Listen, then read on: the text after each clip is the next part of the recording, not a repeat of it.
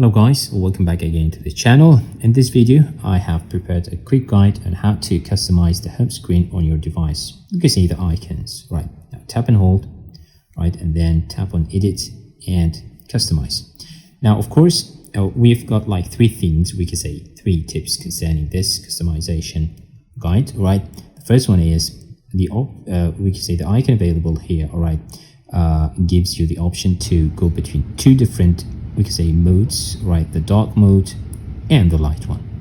The next thing is now you can have like a larger size of the apps or icons available on the screen, right? As you can see, large and small. But the difference is now when you have it like in small, right? So the name of the apps or icons is available, or even we can say the description.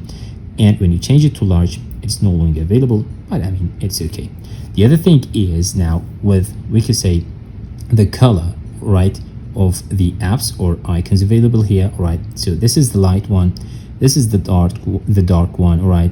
And this one is the automatic, and the last one, which is the tinted. So it's up to you to choose the tint that you want to. Okay, so I'm going to go with the red for example, all right, and then to dark red, and this is the result.